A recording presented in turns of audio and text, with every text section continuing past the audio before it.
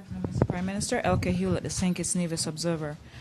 In the IMF report, I think is the Article 4 consultation, in 2010, the government owed, I think our national debt was about $3 billion. Say it again? When the national debt was at about $3 billion. Never was. So don't try to mislead people. Okay, 2.8 something billion. No, never was. Okay.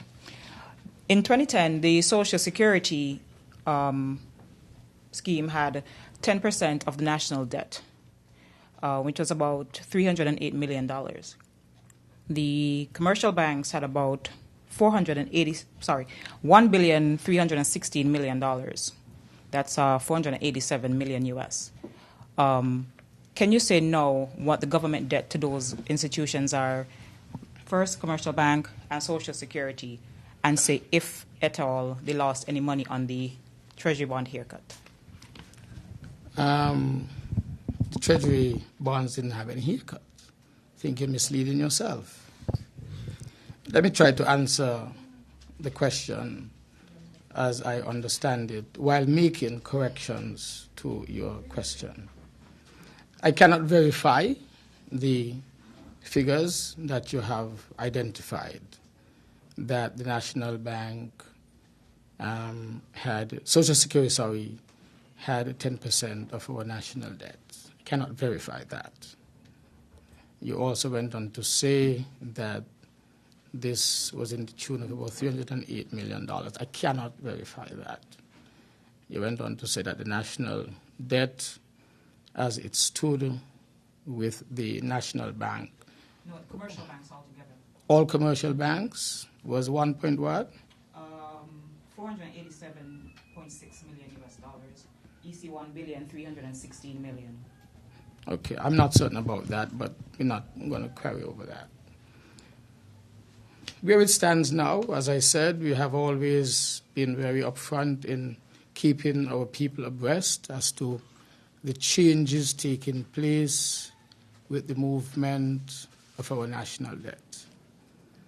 We, as you would remember, went through the debt restructuring on two fronts. We had, three fronts, I would say. We had firstly dealt with the national debt at the Paris Club level. That has been dealt with. Only the U.S. Debt remains outstanding in the sense that the time for repayment has been extended and the interest rate has been, I think, reduced. The Venezuela debt, that remains outstanding. It has not been renegotiated as yet. The debt with the Taiwanese and the Kuwaitis, that has also remained outstanding. Then we look at the regional debt, which was as a result of bonds which were previously issued. You would recall that there were two options for those persons who were dealing with bonds. There was a par bond issue, and there was a discount bond. The discount bond did not affect the institution that you speak of, Social Security. The par bond would have affected the Social Security, where the interest payment would have been reduced and the period of payment elongated.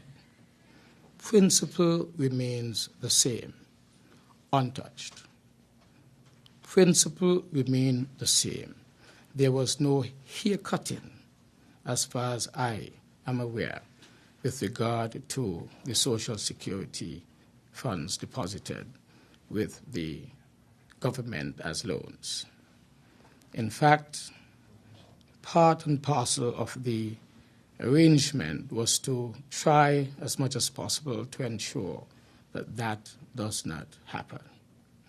With regard to the third tier of debt restructuring, it had to do specifically with the National Bank, which at that time was holding about $900 million worth of debt between the federal government and the Nevis Island administration. That has been subject to the land for debt swap, where the interest payments would have been reduced from about 9%, 8.59% to 3.5%. Principal untouched. No haircutting taking place there. So to bring some clarity to your question, from the answers I have just given, I think the picture is clearer. Next question. As we are talking about that Social Security, the Beacon Heights development, can you tell us how much has been expended totally for that project, and how much has the Social Security scheme seen back from it? I think there were 10. I don't have figures for that project as I speak to you today, but the figures are available. I'm sure that the press secretary can provide you with those figures, like Social Security itself. They have a communications team there. And I'm sure those who had been involved in the project generally would be in a position to answer those specific questions. Didn't come here with answers like those. As it relates to the land swap deal, Yes. let somebody else get an opportunity in a second. Right. No, go ahead. Have the lands already been sold? Have any of the lands been sold? And can we get an idea of how much and for how much? No, none of the lands has been sold. The completion of the arrangements are taking place. Remember, it has to do with the creation of a company, a private company. It will have 3 directors from the bank, 3 directors from the government. The government is on Monday to name its directors. The bank has already identified its directors.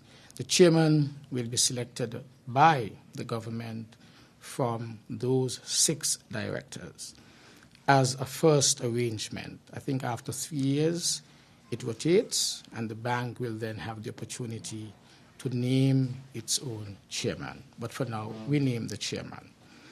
The company has been fully put together. Initially, the subscribers of the company, as you would know, would have been the former managing director, Sir Edmund Lawrence, on the part of the bank, and Mrs. Janet Harris, the financial secretary, on the part of the government. I understand very shortly the first meeting would have taken place. Appropriate resolution would have been adopted from that meeting, and then there is the expansion of the directorship to give us the 3 on one side and 3 on the other side, and then the chairman will be announced by the government. All that will take place within the next 2 weeks, so that by the end of the month of May, we would have had the first part settled. Then the management team will be put in place.